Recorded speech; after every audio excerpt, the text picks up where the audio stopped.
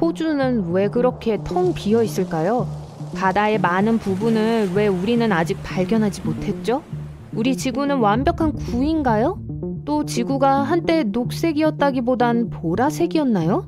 전 여러분이 우리 행성에 대한 이런 사실들을 몰랐을 거라고 장담해요. 그러니까 알아봅시다. 호주는 정말 커요. 유럽 전체와 거의 맞먹는다면 그 크기가 쉽게 이해될 거예요. 약 2,600만 명의 사람들이 살고 있는 호주는 면적당 인구가 가장 적은 나라들 중 하나예요. 세계에서 가장 인구가 많은 순위에서 55위밖에 되지 않는 반면 육지 면적은 6번째로 커요. 왜 그리 많은 곳이 비어있는 걸까요? 그럴듯한 추측은 모든 바위 뒤에 숨어있는 많은 위험한 동물들 때문일 거예요. 적어도 이 정도면 제가 호주를 피하기에 충분하지만 이걸 설명해주는 한 가지 특별한 이유가 있어요. 호주의 건조한 기후가 85%의 인구를 해안에서 48km 이내에 거주하도록 했어요. 그리고 그중 80%는 강우가 더 흔한 동쪽을 따라 살아요. 전반적으로 강수량이 부족하지만 호주의 20%만이 살 수 없는 사막이고 40%만이 인간의 기준으로 거주 불가능한 사막으로 여겨지고 있어요. 물 소비량은 실제로 매년 평균 강우량보다 높아요. 하지만 더 먼 곳에 훨씬 더 많은 인구를 부양할 수 있는 고대의 수원이 저 아래에 숨겨져 있어요. 이것은 세계에서 가장 큰 지하 담수 자원 중 하나인 대찬정 분지예요. 호주의 5분의 1 크기인 169만 9,032km에 걸쳐 있어요. 0.5m 깊이 아래에 지구를 덮을 수 있을 만큼 충분한 물이 있어요. 또는 유용하게 쓴다면 목마른 호주인들에게 향후 1,500년 동안 충분한 물을 제공할 수 있어요. 호주의 6.5%만이 농사에 적합한 토양이므로 이건 그리 큰 양은 아닌 것 같아요. 하지만 잊지 마세요. 호주는 크고 이 작은 비율은 프랑스 크기 정도예요. 농업에 사용할 수 있는 이 방대한 면적은 농산물의 70%를 해외에 더 수출하고도 호주의 인구를 먹여 살릴 수 있을 만큼 충분해요. 그런데 풍요로운 땅, 음식과 물이 있는데 인구 수치는 왜 그렇게 낮을까요? 아주 느린 이주 과정이 이유예요. 우선 오직 영국인들만이 이곳에 살았어요. 그러다가 다른 유럽인들에게 국경을 개방했는데 이 제한은 1973년까지 유지됐어요. 200년이면 훨씬 더 많은 사람들이 이주하기에 충분한 시간이라고 생각할 수 있겠지만 호주는 너무 멀리 떨어져 있어요. 그렇게 먼 길을 여행하는 위험과 여행 비용 때문에 유럽 사람들은 더 짧고 저렴한 선택지인 캐나다나 미국같이 다른 곳으로 이주하는 걸 선호했죠. 지난 2000년 동안 사람들은 지구가 둥글다고 알고 있어요. 하지만 완전한 구가 아니라는 거 아시나요? 흔들리는 지구의 자전을 통해 우리의 행성은 끊임없이, 물론 아주 천천히 크기를 바꾸고 있어요. 북극과 남극은 놀랍게도 평평해요. 지구는 마치 뭉개진 공 같아요. 손가락이 양쪽 극을 누르고 있는 거대한 손이 있다고 상상해보세요. 이 압력 때문에 적도는 밖으로 약간 밀려나요. 고르지 않은 중력장과 함께 지구에는 상당한 중력 결함, 고르지 않고 바위가 많고 울퉁불퉁한 표면을 만들어내는 음과 양이 있어요. 지구상의 어떤 곳들은 다른 곳들보다 더 많은 중력이 있어요.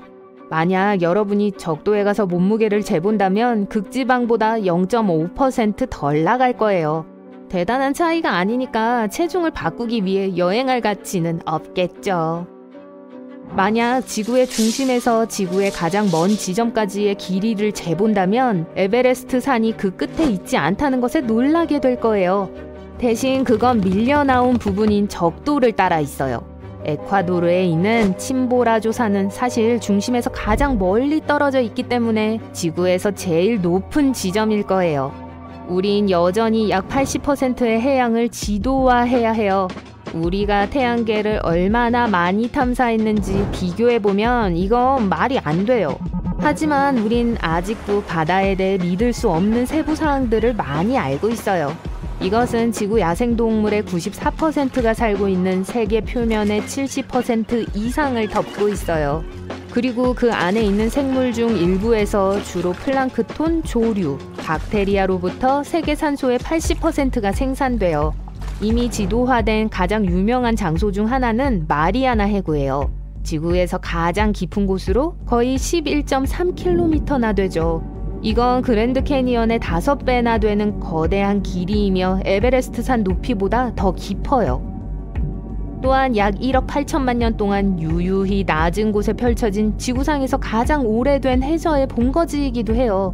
바다의 압력은 1000바가 넘지만 보통 압력보다 1000배 더 강함에도 불구하고 여전히 생명이 번성해요. 대양 전역에 걸쳐 300만 척 이상의 난파선이 어둡고 깊은 해저에 있는 걸로 추정돼요. 수많은 유물들이 고스란히 남아있어 세계의 그 어떤 박물관보다 더 많은 것들이 있을 수 있어요. 대양 중앙 해령은 세계에서 가장 긴 능선으로 64,373km에 달해요. 그건 육지에서 가장 긴 산맥인 안데스 산맥의 거의 10배 크기예요. 바다의 푸른색과 청록색의 이유는 태양 때문이에요.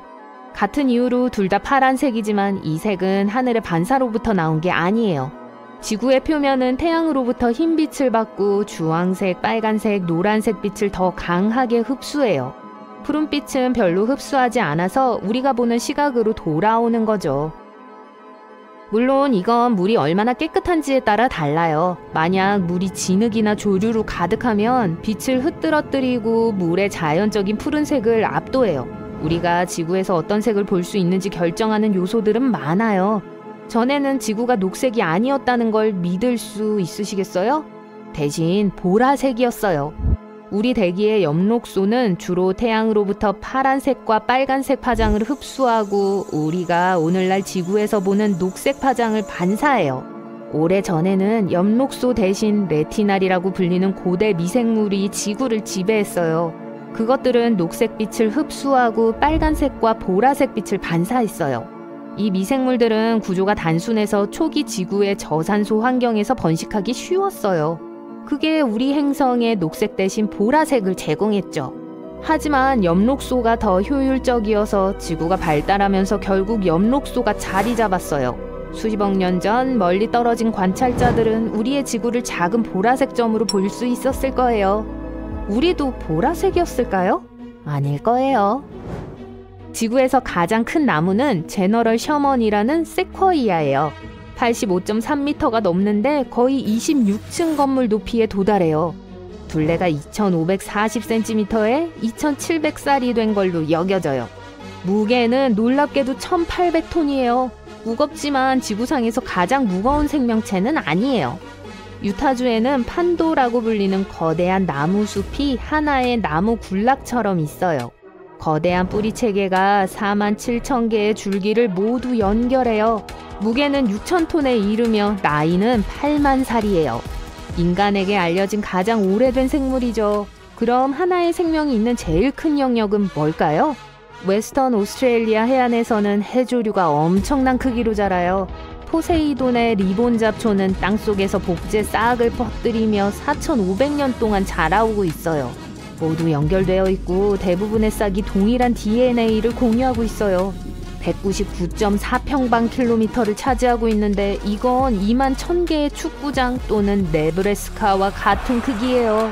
그리고 매년 0.6m씩 계속 성장하기 때문에 거기서 멈추지 않을 거예요. 이 거대한 존재의 규모를 상상하는 것조차 어렵네요.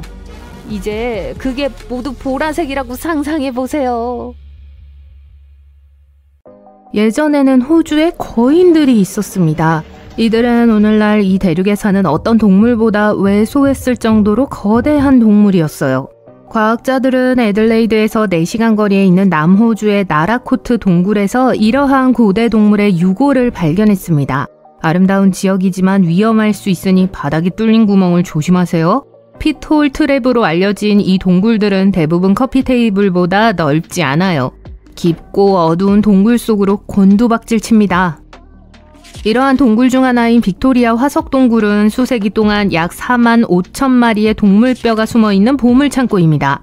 가장 오래된 뼈 중 일부는 오늘날 우리가 만날 수 있는 어떤 동물보다 훨씬 더 무서운 동물의 것이기도 해요. 바로 홍적세 시대의 호주 대륙을 누비던 거대한 짐승인 고대 호주의 거대 동물들이에요. 그 중에는 거대한 뱀, 날지 못하는 거대한 새, 콧불 속 크기의 원백 같은 생명체 등 다양한 동물이 있었어요. 지금까지 과학자들이 발견한 호주 거대 동물 중 가장 큰 사례 중 하나는 디프로토돈입니다. 이 거대한 초식 동물은 길이 3m, 높이 2m에 무게가 2,500kg 이상으로 작은 아시아 코끼리만큼이나 무거웠어요. 이 무시무시한 짐승은 고기를 먹지 않았지만 그 엄청난 무게로 다른 동물들을 부숴버릴 수 있었을 거예요. 과학자들이 호주 전역에서 수백 마리의 유골을 발견했으니 당시 그 지역에서 이 거인보다 큰 동물은 없었다고 해도 과언이 아닙니다. 디프로토돈은 소름 끼치는 외모와는 달리 현대의 원뱃과 친척 관계였고 원뱃은 가끔 사람을 덮치기도 하는 것으로 알려져 있어요. 디프로토돈의 발가락은 안쪽으로 향하고 굴을 파는 데 적합했어요. 반면에 디프로토돈은 거구여서 굴을 파는 건 맞지 않았을 거예요. 땅을 파는 작은 조상으로부터 물려받은 특성이었을 가능성이 높습니다. 또는 발톱으로 뿌리를 찾았을 수도 있어요. 이 가설은 동물의 주머니가 뒤쪽으로 향하고 있었다는 사실로 뒷받침되는데 이는 동물이 땅을 파는 동안 내부에 흙이 쌓이는 것을 막았기 때문입니다. 이 동물은 워낙 덩치가 컸기 때문에 포식자에 대해 크게 걱정할 필요가 없었어요. 6만 년 전 인구가 대륙에 처음 등장하기 전까진 다 자란 디프로토돈은 퀸카나와 같은 생물만 조심하면 됐죠. 길이가 무려 6m에 달하는 퀸카나는 육상 악어였습니다. 약 2천만 년에서 4만 년 전에 호주에 살았습니다. 퀸카나는 마지막 빙하기에 다른 거대 생물들과 함께 사라졌는데 인류가 대륙에 처음 도착한 이후 사라진 것으로 추정돼요. 퀸카나는 매우 빠르고 위험했지만 가능한 모든 먹이를 잡아먹는 인간 사냥꾼의 경쟁에서 밀려났을 가능성이 있습니다. 주로 수중 생활을 하는 현대 악어와 달리 이 거대한 짐승은 육지에 살았어요. 과학자들은 퀸카나의 다리를 연구하여 이 사실을 알아냈는데요. 다리는 몸을 지탱하고 몸을 땅에서 떠올릴 수 있었어요. 이는 고대인들이 퀸카나에게 발견되면 도망칠 방법이 없었다는 뜻입니다. 현대의 악어는 배로만 몸을 밀고 이동할 수 있어요. 이러한 적응 덕분에 퀸카나는 오랜 시간 동안 먹이가 지칠 대로 지칠 때까지 쫓아다닐 수 있었어요. 이 고대 괴물의 또 다른 소름 끼치는 특징은 이빨입니다. 수생 악어는 원추형 이빨을 가지고 있는데 이 이빨은 수중에서 먹이를 잡고 붙잡는 데 매우 효과적입니다. 하지만 퀸카나는 칼 같은 이빨을 가지고 있어 포유류와 같은 부드러운 육체의 동물을 자르는 데 이상적이었어요. 호주의 또 다른 괴물인 틸라콜레오는 몸집이 그리 크지는 않았지만 그렇다고 해서 덜 무서운 건 아니었어요. 여전히 호주 최고의 포식자이자 가장 큰 육식동물 중 하나였죠. 이 동물은 선사시대 기준으로도 정말 기이한 동물이었어요. 첫째, 이빨은 일반적인 포식자의 이빨이 아니라 설치류의 이빨과 비슷했습니다. 앞니는 송곳니를 대신해 커져 있었어요. 소구치도 칼날 모양으로 살과 뼈를 자르는 데 사용되었습니다. 처음에 과학자들은 틸라콜레오가 이빨을 이용해 견과류와 과일을 먹었다고 생각했어요. 하지만 나중에 한 연구에 따르면 이러한 이빨을 사용하는 것이 목과 척추에 더 적합하다는 사실이 밝혀졌습니다. 이 고대 동물의 턱은 엄청나게 강력했습니다. 100kg의 틸라콜레오에 물린 힘은 오늘날 250kg의 사자와 비슷했어요. 자신보다 훨씬 큰 먹잇감도 쉽게 쓰러뜨릴 수 있었다는 뜻입니다. 그리고 꼬리도 있었죠. 꼬리는 강한 근육을 가지고 있어 큰 먹이를 잡을 때 꼬리를 지지대로 사용할 수 있었습니다. 틸라콜레오는 접을 수 있는 발톱을 가지고 있었는데 이 특징은 유대류 동물 중에서는 매우 드문 특징입니다. 덕분에 날카로운 갈고리가 무뎌지는 것을 방지하고 먹잇감을 더 잘 잡을 수 있었어요. 과학자들은 또한 오늘날의 표범처럼 틸라콜레오가 나무를 타고 올라가 다른 동물 위로 뛰어오를 수 있었다고 확신합니다. 너무 빠르고 은밀해서 무엇이 자신을 덮쳤는지 전혀 모를 정도였죠. 이 동물의 뒷발은 이 가설을 뒷받침하는데 첫 번째 발가락은 줄어들었지만 발바닥에는 현대의 주머니쥐와 같은 거친 패드가 있었어요. 덕분에 포유류는 기어오르는 동안 더 나은 접지력을 가질 수 있었습니다. 과학자들이 메이올라니아의 첫 두개골을 발견한 직후 이 동물은 도마뱀으로 분류되었어요. 그래서 이름이 작은 로머로 번역되었죠. 하지만 더 완전한 화석을 발견한 후 메이올라니아는 거대한 거북이였다는 것이 밝혀졌어요. 하지만 그게 다가 아니었어요. 메이올라니아는 지금까지 존재했던 육지거북 중 가장 큰 종 중 하나였어요. 연구원들이 처음에 이 생물을 도마뱀이라고 믿었던 주된 이유는 두개골이 일련의 가시로 장식되어 있었기 때문입니다. 현대의 뿔도마뱀이 자랑할 수 있는 특징이죠. 하지만 메이올라니아의 정체를 발견한 후에도 과학자들은 여전히 제대로 분류하는 방법을 알지 못합니다. 목을 척추 아래로 접었을 수도 있고 옆으로 접었을 수도 있어요. 메이올라니아는 머리의 방어 메커니즘 외에도 포식자가 뒤에서 공격하는 것을 막기 위해 가시가 달린 꼬리를 가지고 있었을 거예요. 메이올라니아의 대부분은 약 2000에서 3000년 전 호주와 주변 섬에서 멸종할 때까지 사냥한 인간 때문에 사라졌습니다. 이 거북이 지구상에서 멸종하는 데는 약 2세기가 걸렸어요. 메갈라니아는 홍적새 말기에 존재했던 거대한 호주 도마뱀이었어요. 메갈라니아는 가장 가까운 친척으로 여겨지는 코모도 드래곤과 호주 모니터 도마뱀과 비슷하게 생겼습니다. 화석에 따르면 이 고대 동물의 몸 길이는 4.5m에서 8m 정도였다고 해요. 이 거대한 호주 도마뱀의 가장 어린 화석 유물은 약 5만 년 전으로 거슬러 올라갑니다. 최초의 원주민 정착민들이 메갈라니아를 만나면서 도마뱀이 멸종하게 된 것이 틀림없어요. 원래 과학자들은 메갈라니아가 메갈라니아 속의 유일한 구성원이라고 생각했습니다. 하지만 요즘에는 바라누스 속으로 분류해요. 즉 선사시대의 이 생물이 다른 호주 모니터 도마뱀과 밀접한 관련이 있다는 걸 의미합니다. 다음 목록의 거대 생물은 한때 스테로이드 타조라고 불렸던 동물이에요. 그러니까 이것 좀 보세요. 호주에서 멸종한 마지막 천둥새였습니다. 제니오니스는 초기 인류와 같은 시기에 호주 대륙에 살았어요. 이 거대한 새가 결국 사라지기 전까지 15,000년 정도 공존했을지도 모릅니다. 이 가설은 인류의 유물과 함께 발견된 새 화석이라는 증거가 있어요. 일부 동굴 벽화에는 크기와 모양이 제니오니스와 비슷한 날지 못하는 새가 그려져 있기도 합니다. 호주에서 가장 큰 새는 아니었지만 거위를 닮은 이 동물은 키가 성인 남자만큼 크고 몸무게가 250kg에 달했어요. 현대의 타조도 위협을 느끼면 위험할 수 있는데 선사시대의 거대한 친척을 만난다고 상상해보세요. 과학자들은 여전히 이 동물의 식성에 대해 논쟁 중이고 많은 사람이 초식 동물이었다고 믿고 있습니다. 하지만 제니오니스가 부분적으로 썩은 고기를 먹었을 가능성도 여전히 남아있어요. 작고 뭉툭한 날개와 발굽처럼 생긴 강력한 다리는 이 새가 식물을 먹는 새였을 수 있음을 암시합니다. 하지만 거대한 부리와 유난히 깊은 아래턱은 의심을 불러일으키는데 이러한 특징은 조류에서 매우 드물어요. 세상에서 가장 큰 울타리는 퀸즐랜드에서 남호주까지 5,000km가 넘는 거리에 걸쳐 있습니다. 이 철조망을 쭉 펴면 런던에서 뉴욕까지 쉽게 연결할 수 있고 그 옆으로 걸어가면 6개월이 걸려야 완주할 수 있어요. 호주 국경을 보호하기 위한 것도 아니에요. 호주가 물로 둘러싸여 있는데 굳이 그럴 필요가 있을까요? 중요한 건물을 보호하기 위한 것도 아니었어요. 이 장벽의 목적은 일부 동물종을 서로 멀리 떨어뜨리기 위한 것이었습니다. 호주인들이 이 울타리의 일부를 건설하기 시작한 건 18세기 후반이었습니다. 그들은 멜버른과 시드니와 같은 도시가 번성하는 활기차고 번화한 지역과 척박하고 건조한 오지를 분리하는 장벽을 만들고자 했어요. 그들은 땅속 깊이 파낸 나무 기둥을 약 2m 높이의 철망으로 연결했습니다. 울타리의 일부에는 전기로 충전된 두 번째 층도 있어요.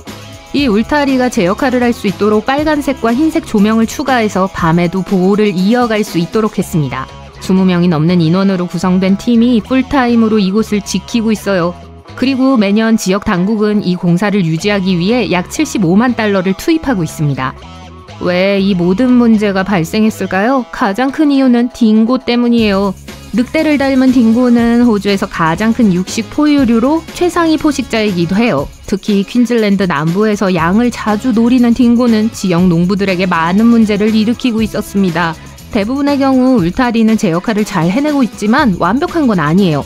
일부 딩고는 여전히 몰래 통과하는 경우가 있어요. 때로는 야생 낙타가 울타리에 부딪히기도 해요. 호주에는 낙타의 개체수가 상당히 많거든요.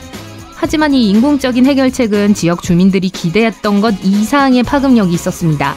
주민들은 울타리 안에 딩고가 더 적어질 것이라고 생각했어요. 하지만 딩고가 줄어든다는 건 캥거루가 늘어난다는 뜻이죠. 캥거루가 많아지면 양과 먹이를 두고 경쟁이 치열해집니다. 몸집이 큰 캥거루만 압박을 느끼는 건 아니에요. 작은 동물과 녹지 역시 변화를 겪었습니다.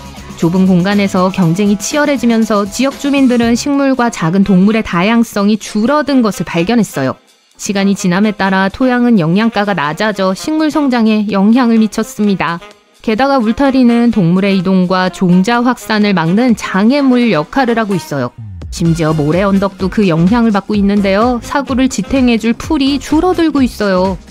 과학자들은 울타리 양쪽의 캥거루를 관찰한 결과 울타리 안의 새끼 캥거루가 평균적으로 더 가볍고 작다는 걸 발견했습니다. 바깥쪽 새끼들은 나이에 비해 발과 머리가 더 컸어요. 그리고 그게 다른 먹이를 먹어서는 아니었습니다. 딩고와 땅을 공유하게 된 캥거루들은 생존을 위해 더 빨리 몸집을 불려야 했던 거예요. 반대로 울타리 안의 동물들은 같은 종류의 압박을 받지 않았기 때문에 더 느리게 성장했습니다. 이들은 먹이를 놓고 다른 많은 생물과 경쟁해야 했기 때문에 더 이상 큰 크기가 우선순위가 아니었어요. 이러한 차이가 일시적인 현상인지 아니면 장기적인 유전자 적응의 결과인지는 아직 확실하지 않습니다. 딩고를 길들인다면 도움이 되지 않을까요? 많은 사람들이 딩고가 한때 호주에서 반려동물이었다고 생각하지만 확실하지 않습니다. 요즘 딩고는 늑대, 하이에나, 코요테처럼 야생성이 강한 동물이에요. 딩고는 대부분 생존을 위해 무리가 필요하지 않으며 예리한 본능을 타고난 단독 사냥꾼입니다. 따라서 이들을 길들이는 건 쉽지 않아요. 하지만 현재로서는 구조물을 철거하는 것은 선택사항이 아닙니다. 호주인들은 딩고를 멀리하는 데 매우 엄격하기 때문에 울타리를 망가뜨리는 사람들에 대한 법까지 마련하고 있어요. 횡단 게이트를 열어두면 최대 3개월 동안 감옥에 갇힐 수 있습니다. 울타리를 훼손하면 6개월간 자유를 잃을 수도 있어요. 호주인들이 울타리가 동물 문제에 도움이 될 수 있다고 생각한 건 이번이 처음은 아니었어요. 딩고 때문에 울타리가 필요하기 전에 그들은 심각한 토끼의 침입을 경험했습니다. 토끼는 귀엽긴 하지만 농사에 사용되는 토지를 훼손하고 있었습니다. 그래서 지역 주민들은 세 부분으로 된 울타리를 생각해냈어요. 첫 번째는 남쪽의 레이븐스 토프 근처에서 필바라 해안의 파두역까지 뻗어 있었습니다. 그 길이는 1770km가 넘었고 당시 전 세계에서 끊어지지 않은 최장 길이의 울타리였습니다. 이 모든 토끼 문제는 토마스 오스틴이라는 한 남자에게서 비롯된 것일 수 있어요. 1859년 처음 호주에 왔을 때 그는 토끼 몇 마리를 야생에 풀어놓으면 이곳에 약간의 매력을 더할 수 있을 거라 생각했어요. 하지만 토끼는 호주가 원산지가 아니기 때문에 당시에는 천적이 없었습니다. 또한 토끼는 풀만 있으면 먹이를 구할 수 있는 매우 적응력이 뛰어난 동물이에요.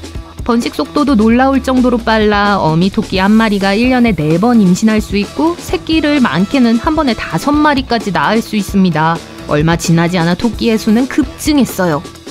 80년대 후반 토끼로 인한 피해가 너무 심해지자 지역 당국은 이 문제를 해결할 수 있는 해결책을 제시하는 사람에게 현재 가치로 약 200만 달러에 해당하는 상금을 주겠다는 제안을 내놓았습니다. 아무도 상금을 신청하지 않았지만 10년이 조금 지난 후 한 위원회가 모여 울타리 아이디어를 생각해냈어요. 울타리를 유지하는 일은 복잡했습니다. 검열관들이 감시를 맡았고 각 검열관은 약 800km 길이의 구간을 담당했어요. 처음에는 자전거를 사용하다가 낙타로 바꾸기도 하고 낙타를 이용해 카트를 끄는 등 작은 구간을 순찰하는 경계병도 있었습니다. 한때는 자동차를 사용하기도 했지만 거친 지형을 감당할 수 없어 타이어가 계속 펑크가 났어요. 효과면에서는 1902년에 이미 토끼들이 울타리의 반대편에서 놀고 있었습니다. 그래서 4년 후에 또 다른 울타리를 설치했죠.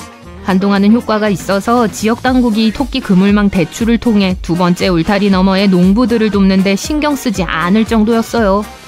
하지만 두 울타리 사이에 있는 사람들은 여전히 토끼 문제를 해결하는 데 어려움을 겪었습니다.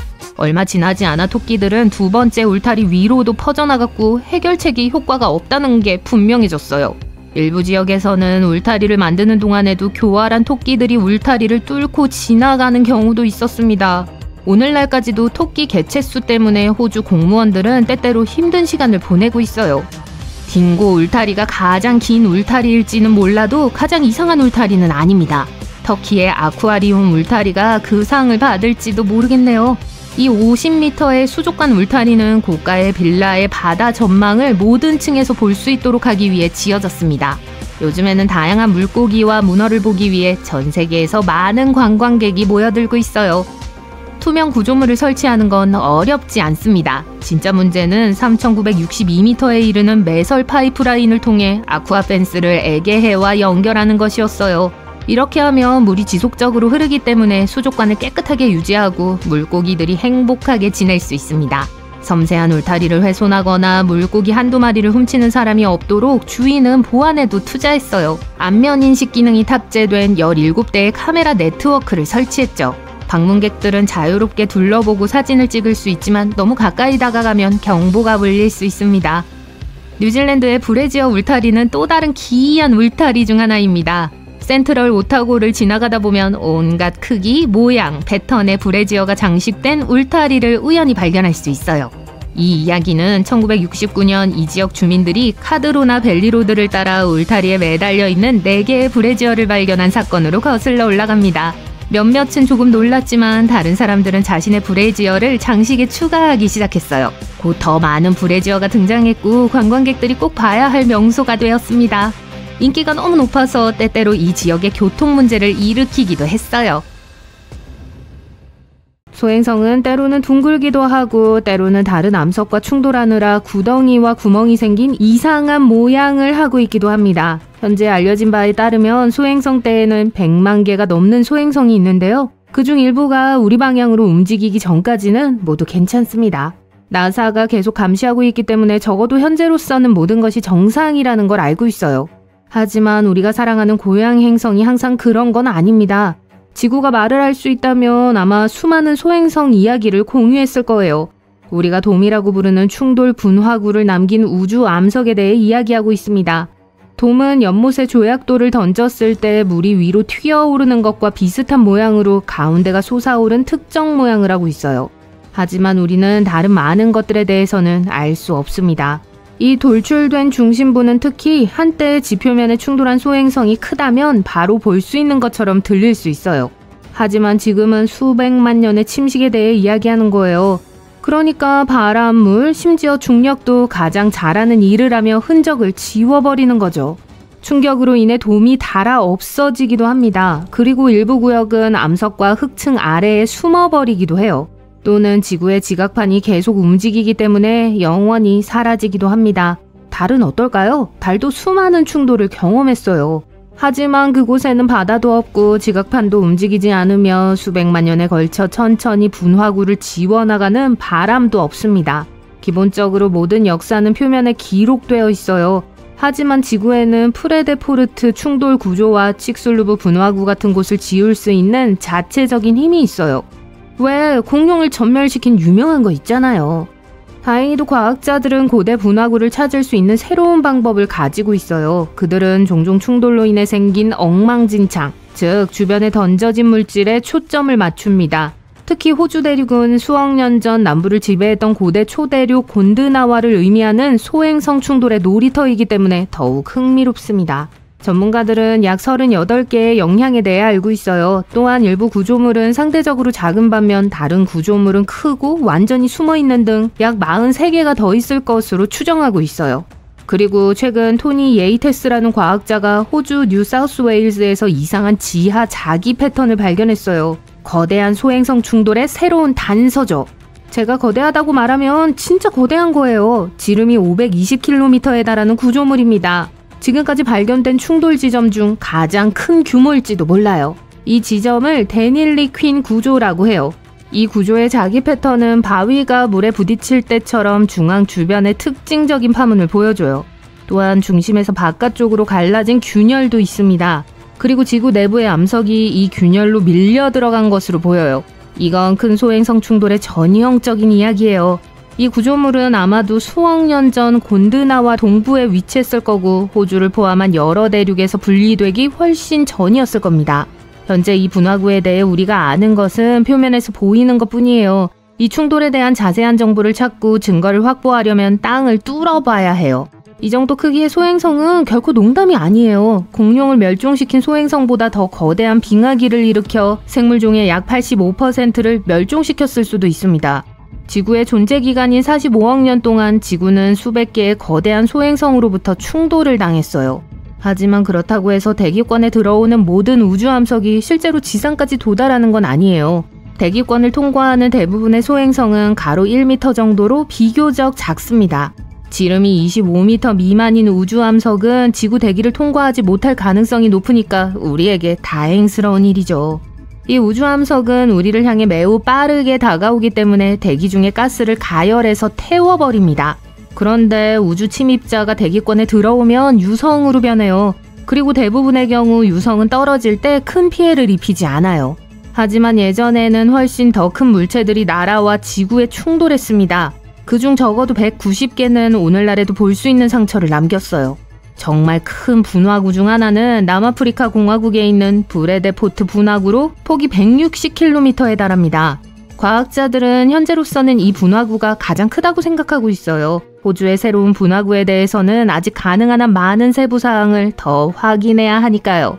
남아프리카에 있는 이 소행성은 약 20억 년 전에 형성됐는데 이 소행성을 만든 소행성은 공룡을 멸종시킨 소행성보다 더 컸을 거예요. 소행성이 1km보다 크면 전 세계에 큰 영향을 미칠 수 있어요. 이 충돌은 너무 강해서 사방에 화재를 일으키고 많은 먼지를 공중으로 던졌을 수 있어요. 대기 중에 먼지가 너무 많으면 지구의 기후가 몇 달 또는 몇 년 동안 변할 수 있습니다. 그리고 오늘날 우리가 칙슬루브 분화구라고 부르는 거대한 구멍을 만든 가장 유명한 소행성도 있습니다. 아시다시피 6,600만 년 전 불쌍한 공룡들이 돌아다니며 먹이를 잡고 사랑에 빠지고 그저 제 할 일을 하던 시절에 지구에 충돌한 소행성이에요. 모든 게 추락 자체로 바로 지워지진 않습니다. 우주로 많은 파편이 날아갔고 지구로 다시 떨어졌을 때 화재와 화염이 사방에 퍼졌어요. 이 충돌은 또한 수년 동안 지구를 덮은 거대한 먼지 구름을 만들어냈습니다. 이 구름은 햇빛을 차단해서 식물과 먹이사슬 전체에 해를 끼쳤죠. 충돌과 어려운 환경 속에서 살아남은 공룡들도 먹이를 찾는 데 어려움을 겪어 결국 살아남지 못했습니다. 그래도 공룡은 우리에게 많은 화석을 남겼고 영화와 이야기의 영감이 됐어요. 아주 오래전 캐나다에서 큰 물체가 지구에 충돌해서 오늘날 우리가 서드베리 분지로 알고 있는 큰 구멍을 남겼습니다. 사람들은 그것이 소행성이라고 생각했어요. 하지만 현재 일부 전문가들은 얼음과 암석이 섞인 거대한 해성이었을 것으로 추정하고 있어요. 지금은 기상 조건으로 인해 구멍이 거의 사라졌는데요. 사람들은 여전히 그곳에서 철과 니켈을 채굴하고 있고 동시에 그곳에 떨어진 우주 물체가 남긴 잔해도 발견할 수 있어요. 인도 남부의 깊은 곳으로 이동하면 론나 분화구라는 커다란 구멍을 발견할 수 있습니다. 200년 전 주민들은 이 구멍을 우연히 발견하고 화산에서 생긴 것으로 생각했어요. 하지만 지금은 약 35,000년에서 5만 년 전에 지상에 추락한 운석의 흔적이라는 사실이 밝혀졌어요. 이 분화구가 특별한 이유는 현무암이라는 암석으로 형성된 것으로 알려진 유일한 분화구이기 때문이에요. 분화구 주변에는 나무로 뒤덮인 언덕이 있고 이곳에는 공작새와 가젤 같은 동물들이 살고 있어요. 겨울에는 새들도 분화구 근처의 호수를 방문하곤 해요. 호수 자체도 매우 흥미로운 데다 그곳에 사는 작은 생물들 때문에 호수가 분홍색으로 변하기도 해요. 물론 이 색 변화는 오래 지속되지 않습니다. 친구 애니와 함께 야생의 호주 아웃백에서 운전을 하고 계시는군요. 태양은 장렬하고 귀여운 캥거루 떼가 깡충깡충 뛰어다니는 모습이 보입니다. 차를 세우고 핸드폰으로 캥거루 사진을 찍기 위해 밖으로 나갑니다. 그리고 친구들과 팔로워들에게 자랑을 하고 싶어서 심지어 라이브를 켜기도 했어요. 그런데 갑자기 캥거루 중 한 마리가 여러분을 향해 전속력으로 뛰어 올랐어요. 자, 여러분이나 친구가 다치기 전에 여기서 잠깐 멈출게요. 캥거루의 다리는 매우 강력합니다. 공중으로 9m 정도까지 점프할 수 있어요. 이 튼튼한 다리 덕분에 이들은 시속 48km의 속도로 뛸 수 있어요. 보통 사람보다 훨씬 더 빠른 속도죠. 그러니까 만약 성난 캥거루 무리나 캥거루 한 마리를 건드릴 생각을 했다면 그러지 마세요. 캥거루는 최고 속도에 도달하기도 전에 쫓아와서 여러분을 쓰러뜨릴 거예요. 캥거루의 꼬리는 정말 튼튼해요. 들판에서 싸움을 할 때는 5번째 다리처럼 사용할 수도 있죠. 캥거루는 일반적으로 소와 같이 풀을 먹지만 관목, 이끼도 먹어요. 꼬리는 균형을 유지하는데 필수적이에요. 캥거루는 키가 1.8m까지 자랄 수 있는데 꼬리는 그 절반을 차지합니다. 다시 돌아오죠. 캥거루는 여러분에게서 몇 미터 정도 떨어져 있네요. 여러분이 해야 할 첫 번째 일은 몸을 보호하는 거예요. 옆으로 몸을 돌려 팔을 밖으로 뻗으세요. 머리가 빠져나오지 않도록 하세요. 캥거루의 발톱은 매우 날카롭습니다. 그러니까 캥거루에게 머리를 맞으면 정말 큰일 나겠죠? 그리고 두 발을 동시에 찰 수도 있어요. 그러니까 몸을 꼬리에 기댄 후 두 발을 뻗어서 공격자, 즉 여러분과 애니를 밀어낼 수 있다는 겁니다. 또 발도 매우 크기 때문에 훨씬 더 위험해요. 지금 화면을 멈춰뒀으니까 애니와 함께 자세를 잡고 캥거루의 공격에 대비하세요. 액션! 캥거루는 링의 권투 선수처럼 여러분을 마주보고 서 있습니다. 더 가까이 다가갔지만 안전한 자세를 잡았기 때문에 큰 손상은 입지 않을 거예요. 하지만 자신을 방어하는 방법을 잘 알고 있다고 해도 키가 1.8m인 캥거루와 맞서 싸우는 건 최선의 생각이 아니에요. 할 수 있는 최선은 캥거루를 놀래키지 않고 천천히 돌아가는 거예요. 등을 돌리지는 마세요. 기습을 당할 수도 있으니까요. 뒤로 물러나는 것이 도움이 되지 않는다면 캥거루가 이 싸움에서 이겼다는 것을 알려주세요. 눈은 마주치지 말고 할 수 있다면 몸을 움츠리세요. 여러분은 멀리서 캥거루를 관찰하다가 몇몇 경고 표지판을 놓쳤을지도 몰라요. 캥거루는 여러분을 보고 흥분해서 발을 구르고 있는 것이 아닙니다. 더 이상 가까이 오지 말라는 신호를 보내고 있는 거예요. 캥거루 한 마리가 여러분에게 뛰어오를 때 자신의 힘을 보여주기 위해 긴 다리를 세워 근육을 부풀렸군요. 가장 큰 잘못은 캥거루가 평화롭게 풀을 뜯고 있을 때 차를 세운 거예요. 캥거루는 여러분을 위협적인 존재로 생각하고 방어 모드로 들어갔어요. 이 무리에는 어미 주머니에서 머리를 내밀고 있는 아기 캥거루들도 여러 마리 있었어요. 암컷 캥거루에게는 배에 새끼를 품기 위한 한 겹짜리 주머니가 있어요. 새끼는 처음 태어났을 때는 포도알만 하지만 나중에 거대한 크기로 자라나게 됩니다. 겨우 10개월 후 아기 캥거루는 엄마 주머니에서 나와 스스로 깡충깡충 뛸 수 있는 나이가 됩니다. 여러분과 애니는 이 대결에서 일단 살아남았습니다. 12m 키의 캥거루를 대면하게 되면 어떻게 될까요? 농담이에요. 현실적인 얘기를 해보죠. 만약 회색곰과 대면하게 된다면 아주 힘들 거예요. 회색곰에 대해 알아야 할 첫 번째 사실은 이 곰이 열매를 따거나 나무 껍질을 긁을 때 매우 귀엽다는 겁니다. 하지만 이들의 어두운 면은 캥거루보다 훨씬 더 무서워요. 애니와 작은 소풍을 가기로 했군요. 그런데 갑자기 회색곰이 맛있는 음식 냄새를 맡고 다가왔습니다. 당황하지 마세요. 여러분이 무엇을 해야 할지 생각할 수 있도록 여기서 잠깐 시간을 정지시킬게요. 일반적으로 회색곰의 공격에서 살아남는 가장 좋은 방법은 이 곰에게서 완전히 벗어나는 거예요. 회색곰은 먹이를 찾기 가장 좋은 장소를 항상 찾아다니는 떠돌이에요. 또한 후각은 흠잡을 데가 없죠. 곰을 여러분의 소풍으로 이끈 것도 바로 이 코니까요. 곰이 매우 가까이 다가왔어요. 당황할 필요 없어요. 여러분께서는 자신이 회색곰의 영역에 잠깐 들른 방문객이라는 것을 보여줘야 해요. 낮고 차분한 어조로 말하면서 천천히 물러나세요. 여러분이 복종하고 있다는 느낌을 줘야 해요. 곰의 서열이 더 높다는 걸 알려주는 거죠. 곰과 대면하게 되면 긴장감이 클 거예요. 등을 돌리지 말고 긴장감을 깨보세요. 등을 돌리고 도망친다면 곰이 쫓아오게 될 거예요. 이 경주에서 여러분은 절대 이길 수 없어요. 곰은 사람보다 빠르고 수영도 하고 나무도 오를 수 있으니까요. 그러니까 날개를 달고 날아갈 수 없다면 회색곰을 앞지르려고 하지 마세요. 다음으로 눈을 마주치는 것도 피해야 합니다. 귀엽고 꼭 안아주고 싶은 캥거루처럼 곰도 이 상황을 매우 심각하게 받아들이고 여러분의 모든 움직임을 지켜볼 거예요. 또한 직접 눈을 마주친다면 곰은 그 눈맞춤을 여러분이 도전장을 던진다는 공격성의 표시로 간주할 거예요. 회색곰도 치킨 게임을 좋아합니다. 여러분의 움직임을 보기 위해 기다리고 심지어 어떻게 반응할지 보기 위해 속임수를 쓸 수도 있어요. 어느 쪽이든 절대 나서서는 안 돼요. 만약 곰이 고개를 숙이고 여러분을 향해 목을 내밀면 곰이 여러분을 향해 돌격하고 싶어 한다는 뜻이에요. 지금 화면을 정지시켰기 때문에 현재로서는 곰의 다음 움직임을 확실히 알 수 없습니다. 곰의 움직임에 따라 다음 행동을 계획해야 하기 때문에 곰이 어떻게 할지 다시 재생을 시켜볼게요. 액션! 회색곰은 지금까지 어떠한 공격적인 모습도 보이지 않고 있어요. 그저 무슨 일인지 파악을 하고 있죠. 아까 얘기한 거 잊지 않으셨죠?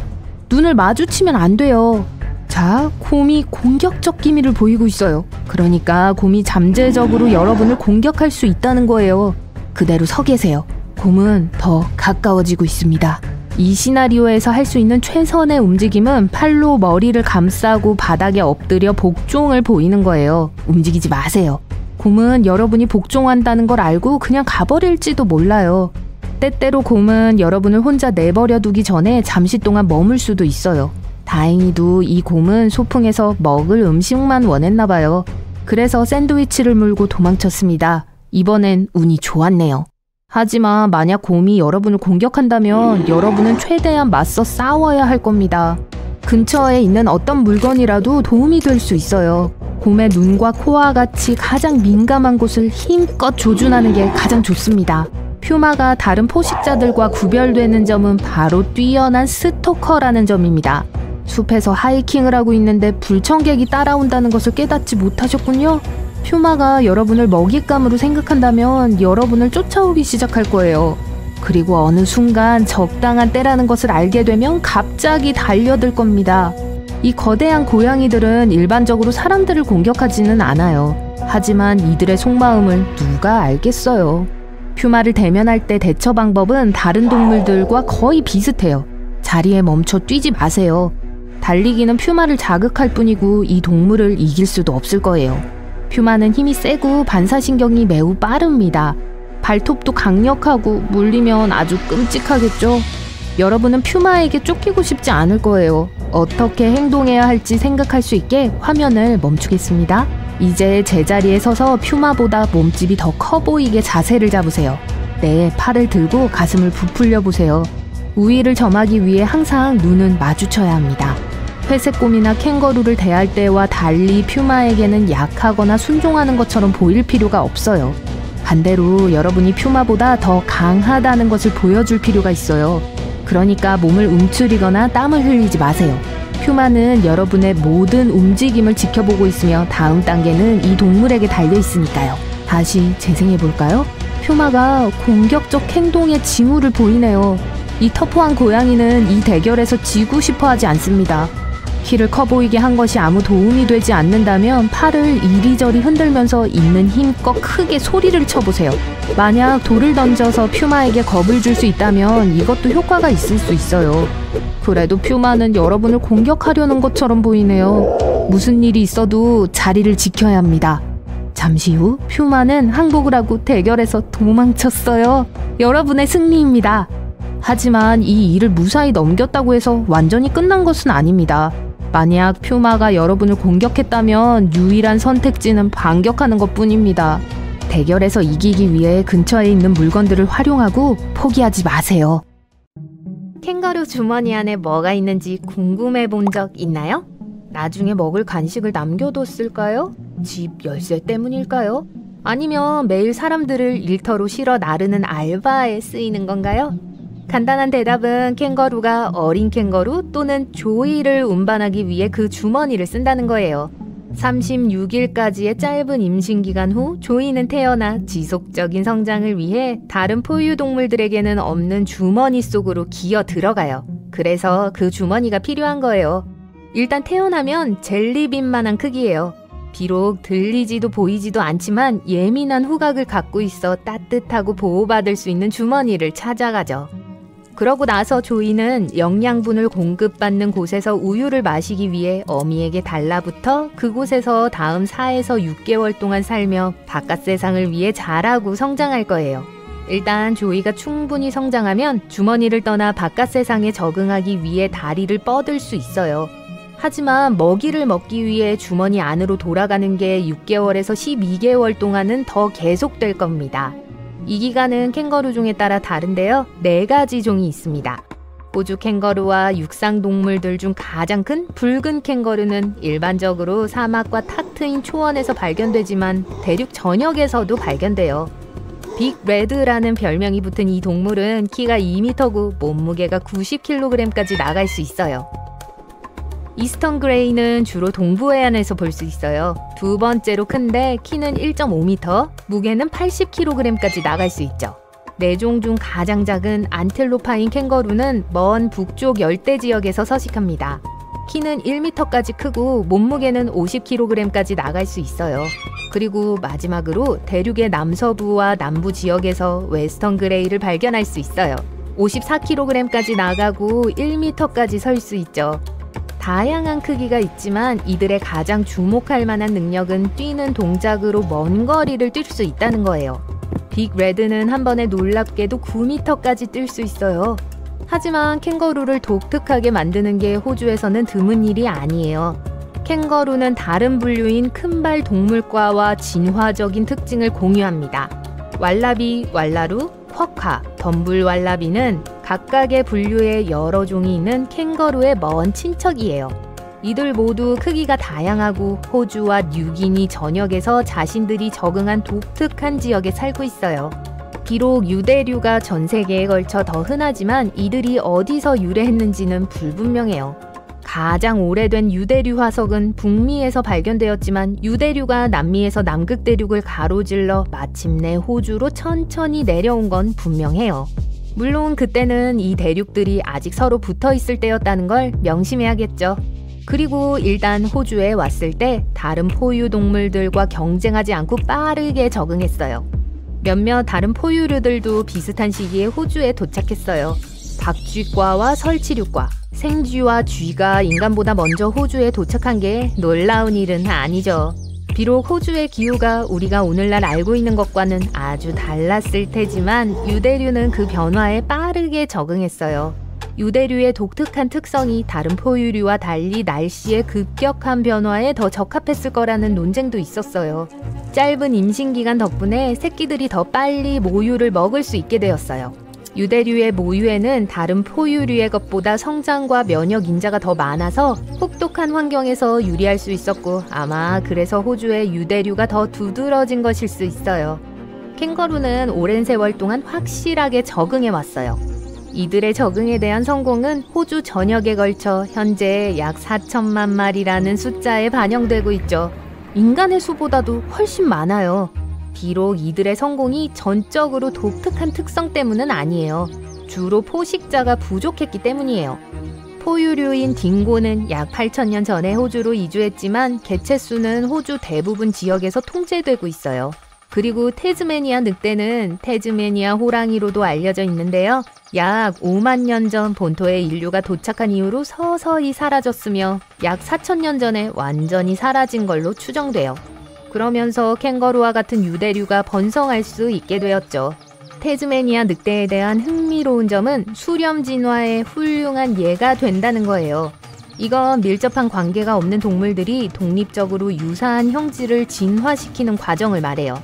태즈메니아 늑대와 회색 늑대는 지구의 완전히 다른 부분에 살고 적어도 1억 6천만 년 전에 존재했던 공통의 조상을 공유할 뿐이지만 그럼에도 비슷하게 진화했어요. 다른 유대류들도 수렴 진화의 범주에 들어맞는데 유대류 날다람쥐는 태반 날다람쥐와 같고 껑충쥐는 북아메리카 캥거루쥐와 같아요.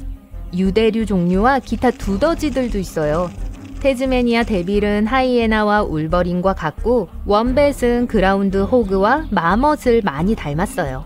주머니쥐와 그의 사촌인 북미 주머니쥐는 영장류에서 발견되는 특징인 마주보는 엄지를 가지도록 진화되었습니다.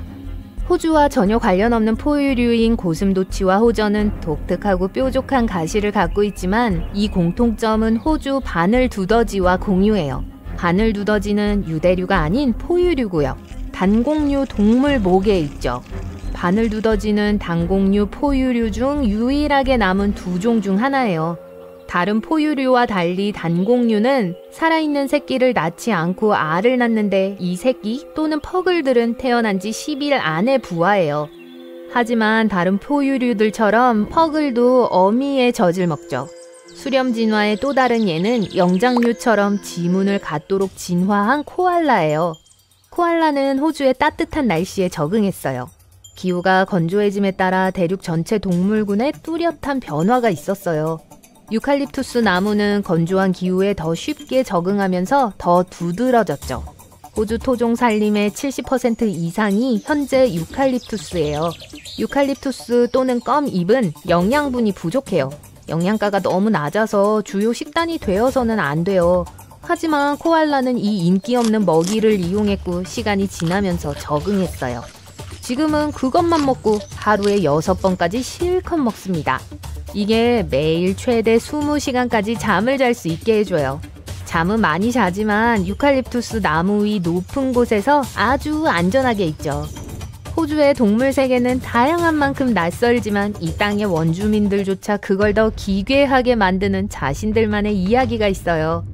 호주 원주민들은 존재했던 이상한 동물들에 대한 이야기를 들려주는 꿈 시간에 대한 이야기를 갖고 있어요. 한 신화 속 동물 중 하나가 번잎이었어요. 늪, 강, 그리고 호수 안에 숨어있는 짐승이라고 전해졌죠. 비록 번잎으로 흔히 알려져 있지만 전국적으로 다양한 다른 이름들로 불리고 있어요. 유럽인들이 호주에 도착하기 전에 원주민들 사이에 약 250개의 언어가 있었어요. 각각의 언어에는 물속에 살았던 짐승에 대한 비슷한 이야기가 있었는데 이게 어린 아이들에게 늪과 강 주변을 조심하라는 귀중한 교훈을 주었죠. 번잎은 형태가 다양해요. 비늘, 털, 깃털 또는 날개, 크기는 개만큼 작고 버팔로만큼 커요. 어떤 건 상상도 안 될 만큼 이상하지만 어떤 건 악어와 같이 실제 동물과 크게 다르지 않았어요. 번잎과 같은 신화적인 생물들이 어떻게 만들어졌는지에 대한 효시는 아마 현존하는 동물들의 뼈와 화석에서 비롯되었을 거예요. 예를 들어 유럽에서는 드래곤에 대한 이야기들이 아마 공룡 화석을 발견한 것에서 유래했을 거라 주장되고 있어요. 화석은 악명 높은 번잎 주변 이야기의 토대가 될 수 있어요. 거대 동물 시대의 동물들은 약 250만 년 전에 그중 가장 큰 걸 봤을 거예요. 이 시대는 약 2만 년 전에 끝났는데요. 번잎의 변이들이 한때 이 시기에 살았던 동물들과 일치합니다. 유대류 사자로 알려진 틸라콜레오는 크고 강력한 육식성 유대류였어요. 거대한 원뱃을 닮은 디프로토도는 무게가 2,700kg이나 나갔고 길이는 3m였어요. 또 다른 버전은 드로모르니스과와 관련된 깃털로 덮인 부리가 난 번잎의 모습이었어요. 3m 높이의 큰 새였죠. 이것들 각각은 거대 동물이 더 흔했던 시대의 것이었고 사람들은 짧은 기간 동안 이들 사이에서 살았어요. 비록 호주의 거대 동물의 시대는 오래전에 끝났지만 여전히 대륙의 건조, 새로운 종의 도입, 그리고 심지어 인간의 개입에 대한 변화에도 적응한 동물들이 있어요. 4종의 캥거루, 빅레드, 이스턴 그레이, 웨스턴 그레이, 그리고 안틸로파인 캥거루는 모두 거대 동물 시대에 살아있는 표본들이에요. 음식은 필수적이죠? 좋은 소식은 바다 한가운데 있다고 해도 굶주릴 염려는 없다는 거예요. 거의 모든 바다 물고기는 초밥처럼 날로 먹을 수 있어요. 기생충은 바닷물에서 생존할 수 없기 때문에 이 생선들은 꽤 안전합니다. 안타깝게도 임시방편으로 만든 회를 찍어 먹을 간장은 없네요. 숲 한가운데서도 굶지 않을 수 있습니다. 소나무, 아스펜, 단풍나무, 버드나무, 자작나무의 속껍질은 식용이 가능해요. 초밥만큼 맛있지는 않지만 그래도 괜찮죠. 또한 솔잎을 사용하면 추운 겨울날 몸을 따뜻하게 해주는 환상적인 차를 만들 수 있습니다. 이제 나쁜 소식부터 말씀드리자면 눈을 먹는 건 절대 금물입니다. 의심스러울 정도로 노란 눈을 말하는 게 아니에요. 눈은 배를 채워주지도 않고 갈증을 해소하지도 않습니다. 실제로 눈을 먹으면 체온이 낮아질 수 있어요. 또한 눈을 녹이려면 섭취하는 양보다 더 많은 수분이 필요하기 때문에 탈수 증상이 더욱 심해질 수 있어요. 네, 주방에서 음식을 만들더라도 여전히 위험할 수 있습니다. 맛있는 페이스트리를 만들 때 밀가루는 순식간에 불이 붙을 수 있는 가연성이 높은 물질이니까 불에서 멀리 떨어뜨려 놓으세요. 밀가루는 석탄보다 인화성이 35배나 높으니 안전한 장소에 보관하세요. 한 가지 더 알아두셔야 할 요리 팁이 있는데요. 기름에 불이 붙었을 때 물로 불을 끄려고 하면 오히려 불이 더 커질 수 있습니다. 작은 불이라면 베이킹소다를 뿌려야 해요.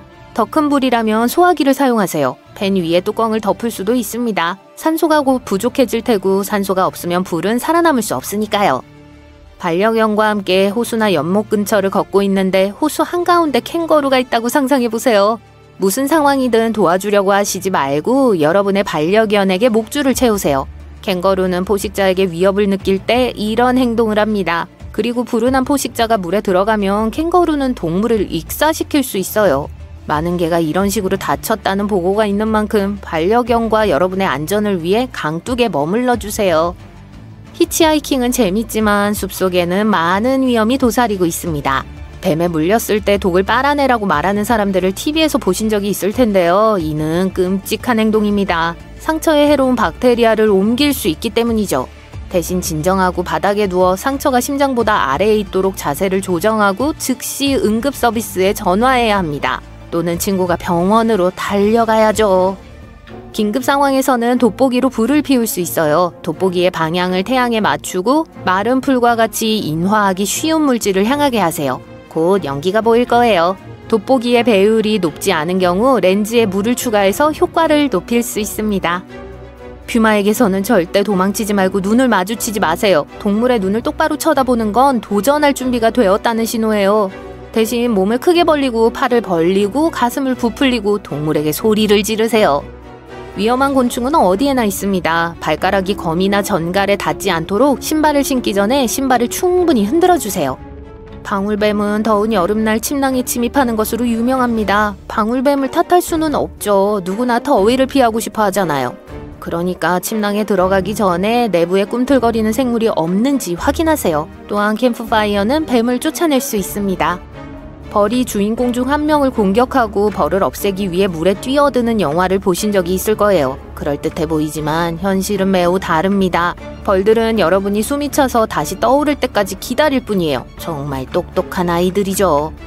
얼어붙은 호수에 빠졌는데 길을 찾을 수 없다면 얼음에서 가장 어두운 곳으로 가세요. 그곳이 보통 여러분이 빠진 구멍입니다. 눈과 얼음은 빛을 반사하기 때문에 일반적으로 얼음 구멍보다 훨씬 밝아요.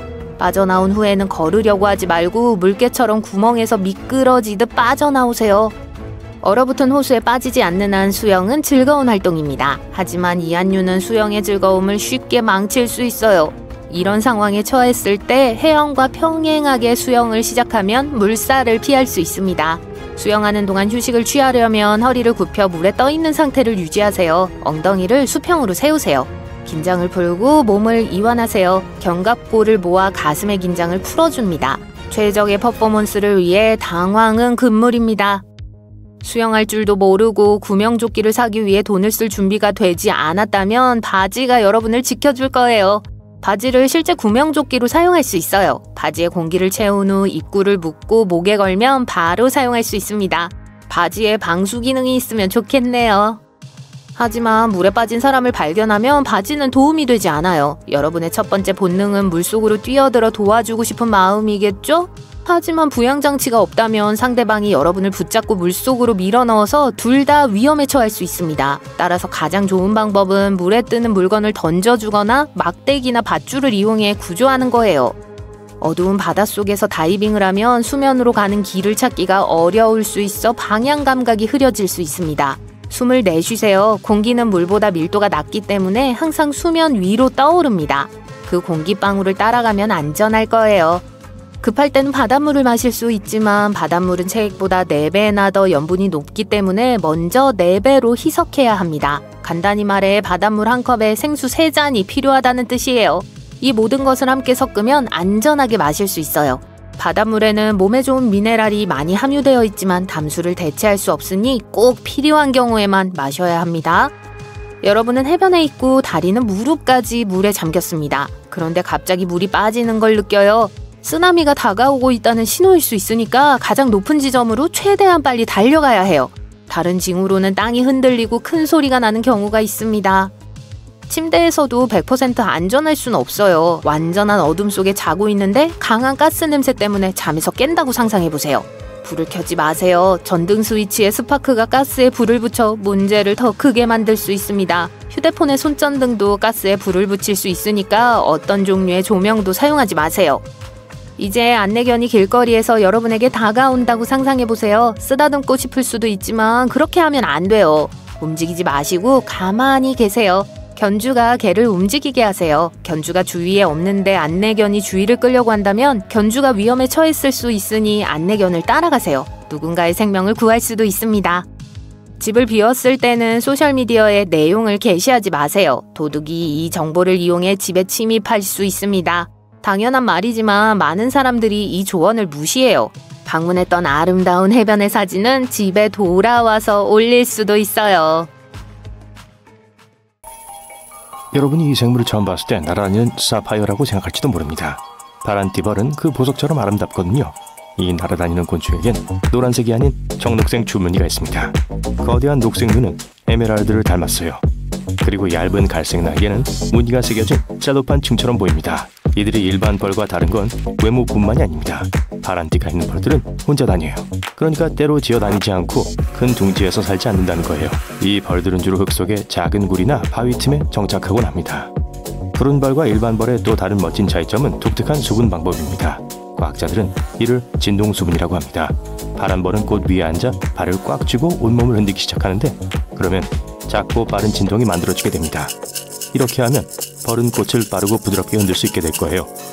그러면 꽃가루가 꽃밭 밖으로 나게 될 거예요. 그때 벌은 멈춰서 그 꽃가루를 몹니다. 어떤 과학자들은 이 벌들이 수분할 때 보라색 꽃을 더 선호한다고 생각합니다.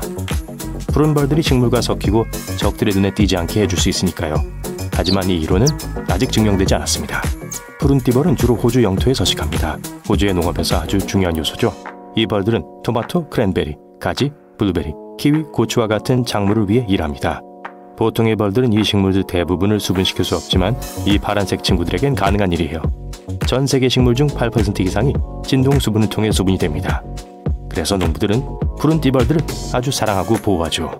말벌과 벌은 생김새가 매우 비슷합니다. 때때로 구별하기가 어려울 수도 있어요. 하지만 이들의 생활 방식은 완전히 다릅니다. 벌은 식물을 수분시키고 꽃에서 과즙을 모으고 꿀을 만드는 데 모든 시간을 보내는 조용한 친구들이에요.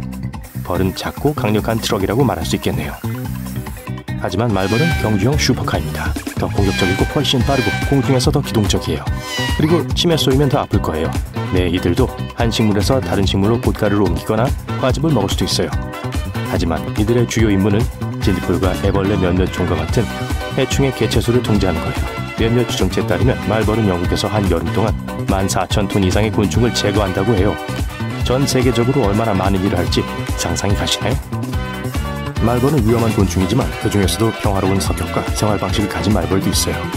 미장이 벌입니다. 검은색과 노란색이지만 더 우아해 보이네요. 일반 말벌 떼는 여왕이 조종합니다. 하지만 미장이 벌은 혼자 다니는 벌이에요. 이들은 진흙으로 작은 둥지를 짓고 아이들과 함께 삽니다. 미장이 벌은 위험한 경우에만 물어요. 다른 말벌들과 달리 이들은 거미, 파리, 애벌레를 마비시킬 때만 독을 사용합니다.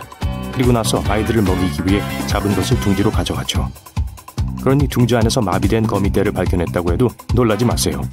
한 둥지에 500마리 이상의 벌레가 있을 수도 있거든요. 작은 말벌들이 알아서 모아하면 그들은 즉시 축제를 시작합니다. 가장 불친절한 말벌종은 왕벌입니다. 이들은 말벌이지만 더 크고 더 화가 나 있으며 물릴 경우 훨씬 더 큰 고통을 줍니다. 모든 곤충들 중에서 가장 위험한 벌 중 하나예요. 왕벌은 엄지손가락 크기까지 자랄 수 있는데요. 보통 벌의 3배 크기죠. 왕벌은 거대한 무리로 공격하며 어떤 동물에게도 큰 위협이 됩니다. 이들과 싸워야 할 때 사람들은 우주복처럼 생긴 두꺼운 보호복을 입어요. 하지만 가장 최악인 왕벌이 벌집을 침범하여 벌의 개체수를 감소시킨다는 거예요. 벌은 전 지역의 모든 과일, 채소, 곡물, 견과류의 절반 이상을 수분시키기 때문에 이는 전 지구적인 규모의 재앙으로 이어질 수 있어요. 윙윙거리는 이 호박벌을 보세요. 뭔가 잘못된 것 같아요. 꽃으로 떨어지다니. 잠시만, 이건 절대 호박벌이 아니에요. 녹색과 오렌지색이 섞인 아름다운 벌레네요. 아, 이제 하늘로 날아오릅니다. 다시 호박벌처럼 보이는데요? 줄녹색 박각시를 소개합니다. 색깔과 투명한 날개 덕분에 호박벌과 착각하기 쉬워요. 대부분 곤충의 날개는 체온 조절을 담당합니다. 몸을 따뜻하게 데워주죠. 어떤 곤충들의 날개는 적과 싸울 때 도움을 줘요. 나비는 날개의 무늬 덕분에 더 큰 곤충처럼 보입니다. 어떤 곤충들은 날개가 만들어내는 진동을 사용하여 의사소통을 합니다. 날개의 색깔엔 여러 가지 목적이 있죠. 하지만 줄녹색 박각시의 날개는 투명합니다. 주된 기능은 반사되는 햇빛을 피하게 해주는 거예요. 빠르게 움직이는 이 투명한 날개는 사실상 빛 아래에서 빛나지 않고 곤충의 색을 낮춰주죠. 그래서 이 나방이 날 때 다른 곤충들은 이 곤충을 호박벌로 인식해서 공격을 하지 않으려고 해요. 이 호박벌과 닮은 나방들은 아프리카, 인도, 동남아시아, 호주에서 발견되곤 해요. 태어날 때는 밝은 녹색의 해벌레로 커피와 석류잎을 먹고 삽니다. 햄스터가 나무 줄기에 앉아있는 것처럼 보일지도 모릅니다. 하지만 사실 이 친구는 서던 플라넬 나방입니다. 크고 두꺼운 털이 뒤덮여 있죠. 병원에 가기 싫다면 만지려고 하지 마세요. 이 털옷 안엔 독가시가 아주 많이 숨겨져 있습니다. 살짝 찔리기만 해도 불쾌한 기분이 크게 느껴질 거예요. 벌 혹은 말벌인 척하는 다른 곤충은 떠돌이파리입니다. 이들은 말벌처럼 생겼고 말벌처럼 날며 말벌의 침을 흉내냅니다. 하지만 가장 멋진 능력은 벌의 윙윙거리는 소리를 따라할 수 있다는 거예요. 사실 떠돌이파리는 연약하고 무해한 생물입니다. 벌로 변신하는 능력은 생존에 필수적이에요. 효과가 탁월해서 많은 동물들과 곤충들은 이 능숙한 배우들에게 접근하기를 아주 두려워해요. 하지만 전체 동물 세계에서 가장 재능 있는 흉내쟁이는 바로 금조입니다. 이 작은 새들은 호주에 살고 있으며 크고 아름다운 꼬리를 가지고 있습니다. 대도시에서 멀리 떨어진 숲에서 길을 잃었다고 상상해보세요. 갑자기 전기톱 소리가 들립니다. 사람이 보이지 않지만 소리는 점점 가까워지고 있어요. 그리고 카메라 셔터 소리가 들립니다. 하지만 주변에 카메라를 가진 사람은 없어요. 금조는 이 모든 소리를 만들어낼 수 있습니다. 복잡한 명관 근육 덕분에 이들은 거의 모든 소리를 흉내낼 수 있어요. 어떤 사람들은 이 새들이 사람의 말을 흉내내는 것도 들었다고 해요. 또한 이들은 숲속의 훌륭한 디자이너이기도 합니다. 암컷 검은 코는 땅 위에 돔 모양의 둥지를 짓는데요. 보통 이곳에 한 개의 알을 낳고 첫 60주 동안 아기를 돌본다고 해요. 하늘에서 바다로 내려가서 다른 작은 생물들을 살펴보죠. 파란고리 문어입니다. 이 친구 정말 작고 귀엽게 생겼죠? 근사한 네온색의 파란고리가 멀리서도 보입니다. 이 문어는 손바닥이 쉽게 올릴 수 있는 크기지만 만지지는 않는 게 좋아요. 이 작은 생명체와 마주치는 것은 백상아리를 만난 것보다 더 위험할 수도 있어요. 이 문어는 독 때문에 세계에서 가장 위험한 바다 생물 중 하나거든요. 한 번만 물어도 거대한 아프리카 코끼리를 쓰러뜨릴 수 있습니다. 이 문어는 킹코브라나 검은 과부 거미보다 훨씬 더 위험합니다. 왜냐하면 문어에게 물린 자국이 종종 눈에 띄지 않기 때문이에요. 문어에게 물렸을 때는 느끼지 못하거나 보이지 않을 수도 있어요. 그리고 무언가 잘못되었다는 것을 깨달았을 땐 이미 너무 늦었을 수도 있어요. 게다가 파란고리 문어의 독에 대한 해독제도 없습니다. 이 문어의 침샘에는 독을 생산하는 박테리아들이 살고 있어요. 보고의 독에서도 같은 물질이 발견됩니다. 인체에 들어가면 신경계 전체가 마비됩니다. 폐는 수축을 멈추고 몸에 산소를 공급할 거예요. 좋은 소식은 이 문어가 먼저 공격하지 않을 것 같다는 겁니다. 마지막으로 기록된 사건은 60년대예요. 푸른고리 문어는 일본 해안에서 호주까지 태평양과 인도양에 삽니다. 그리고 대부분의 시간을 조수 웅덩이나 산호초에서 보내요. 이제 미국 남동부의 뜨거운 모래로 이동해 보겠습니다. 불개미가 보이시죠? 외견상으로는 보통의 벌레들과 크게 다르지 않은 것 같아요. 하지만 이들은 무는 성격 때문에 불개미라는 이름이 붙게 된 거예요. 이들의 족은 불꽃과도 같습니다. 물린 부위가 타는 것처럼 느껴질 거예요. 그러므로 이 개미가 바지에 기어 들어가기 전에 만지지 않고 그냥 지나쳐버리는 게 더 나을 거예요. 아침에 뉴욕에서 일어나서 아침으로 베이글을 먹고 기차를 타면 점심시간 즈음에 이미 런던에서 피쉬앤칩스를 즐길 수 있습니다. 모든 여행자의 꿈처럼 들리지만 곧 현실이 될 수 있습니다. 현재 이 두 도시 사이를 여행하려면 보통 비행기로 8시간 정도 걸립니다. 하지만 거대한 대서양 횡단 터널을 통과하는 고속 열차를 이용하면 같은 거리를 단 54분 만에 주파할 수 있어요. 이 열차는 대서양 아래에 건설된 예정으로 역은 트렌디한 수중 레스토랑처럼 보일 겁니다. 기록적인 시간 안에 유럽에 도착할 수 있을 뿐만 아니라 시차 적응이나 난기류로 인한 멀미도 걱정할 필요가 없어요. 이 메가 프로젝트가 놀랍게 들리지만 정말 성공할 수 있을까요? 100만 달러짜리 질문입니다. 아니 사실 20조 달러에 더 가깝죠. 이 열차와 미래형 수중역을 건설하는 데 드는 비용이 바로 그 정도예요. 이 열차를 건설할 충분한 돈을 가진 사람은 상상하기 어렵기 때문에 전문가들은 이 열차를 건설하는 것은 불가능하다고 생각했습니다. 하지만 일론 머스크가 이런 종류의 운송수단이 가능할 뿐만 아니라 자신의 회사가 생각보다 1000배나 적은 비용으로 이를 실현할 수 있다고 발표하면서 사람들은 다시 희망을 갖기 시작했습니다. 뉴욕과 런던을 1시간 이내에 이동하려면 열차가 시속 4,828km라는 놀라운 속도를 내야 합니다. 이는 보잉 747과 같은 상업용 비행기의 순항 속도보다 약 5배 빠른 속도예요. 그렇다면 어떻게 이런 일이 가능할까요? 이건 일반적인 터널이 아닙니다. 진공으로 밀폐된 수중 튜브가 공기 저항을 차단하여 열차가 엄청난 속도로 통과할 수 있게 해줍니다. 그리고 평범한 기차도 아니에요. 자기 추진력으로 공중에 떠서 움직이는 첨단 공기역학 캡슐에 가깝습니다. 적어도 전문가들은 이런 종류의 기술이 오늘날 세계에서 가장 빠른 대중열차인 상하이 자기부상 열차에서 이미 사용되고 있기 때문에 그렇게 생각합니다. 이 기차는 중국에서 운행되며 최고 속도는 시속 299km에 달합니다. 놀라운 점은 기관차가 선로에 닿지 않고 말 그대로 지상에서 10mm 정도 공중에 떠서 움직인다는 것입니다.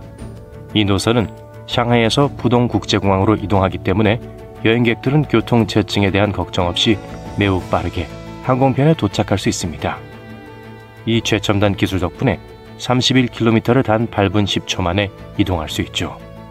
일반 열차를 이용하면 같은 거리를 이동하는데 약 4배가 더 걸립니다. 2001년 사람들은 자기 부상 열차를 건설하기 위해 2년에 걸쳐 열심히 노력했습니다. 전체 프로젝트 비용이 10억 달러가 넘을 정도로 많은 돈을 썼죠. 엄청난 조기 비용에도 불구하고 이 노선을 운영하는데 드는 비용은 생각만큼 비싸지 않습니다. 실제로 일반 열차보다 운영 비용이 더 저렴합니다. 자기 부상 열차는 선로에 닿지 않기 때문에 마모가 훨씬 적고 유지 보수 비용도 훨씬 적게 됩니다. 게다가 추진 시스템은 에너지 효율이 매우 뛰어납니다. 이미 언급했듯이 이 열차는 세계에서 가장 빠른 속도로 운행되는 열차입니다. 하지만 중국은 여기서 멈추지 않았습니다. 이미 차세대 열차의 프로토타입인 CR450을 공개한 중국은 곧 자체 기록을 경신할 것으로 보입니다. 이 매끈한 고속열차는 시속 452km에 달하는 시험 속도를 기록했습니다. 이 프로젝트가 실현된다면, 즉 사람들이 실제로 매일 사용하기 시작한다면 고속철도의 판도를 바꿀 것입니다. 그리고 베이징과 상하이 사이의 여정을 3시간 이내로 단축할 수 있습니다. 이는 오늘날 사람들이 고속열차로 여행할 때 걸리는 시간보다 1시간이나 줄어든 것입니다. 이제 개발팀은 상용 운행에 필요한 모든 기준을 충족하는지 확인하기 위해 몇 가지 테스트만 더 진행하면 됩니다. 이 차는 배트모빌처럼 생겼고 그만큼 강력합니다. 놀라운 코닉세그 예스코 앱솔루트를 만나보세요. 이 매끄럽고 미래지향적인 디자인은 단지 보여주기 위한 것이 아닙니다. 이 기계의 모든 디테일은 공기를 정밀하게 통과하도록 제작되어 공기 저항과 난기류를 줄이면서 고속 성능을 향상시킵니다. 전문가들이 최초의 컴퓨터 시뮬레이션을 실행한 결과 예스코 앱솔루트는 시속 501km라는 놀라운 기록을 세웠습니다. 하지만 팀은 더 빨리 달릴 수 있다고 확신합니다. 이 괴물은 소형 제트기의 순항 속도에 근접합니다. 그 덕분에 모든 기록을 경신하며 세계에서 가장 빠른 자동차가 되었습니다. 영국의 코벤트리 교통박물관을 방문하면 자동차라기보다는 로켓처럼 생긴 지상 차량을 마주하게 될 것입니다. 블러드하운드 LSR을 만나보세요. 남아프리카의 칼라하리 사막에서 테스트 중 시속 1010km를 기록한 직후인 2019년부터 전시되어 왔습니다. 하지만 이 차량의 개발팀은 아직 만족하지 않고 더 빠른 속도를 낼 수 있다고 99% 확신하고 있습니다. 그래서 그들은 곧 이 차량을 트랙에 다시 투입하여 또 다른 기록을 경신할 계획입니다. 하지만 문제가 있습니다. 이 팀은 시속 1287km 이상의 속도를 감당할 수 있는 용감하고 숙련된 파일럿을 찾고 있죠. 도전에 응하기 전에 배짱 이상의 것이 필요하다는 것을 상기시켜드립니다.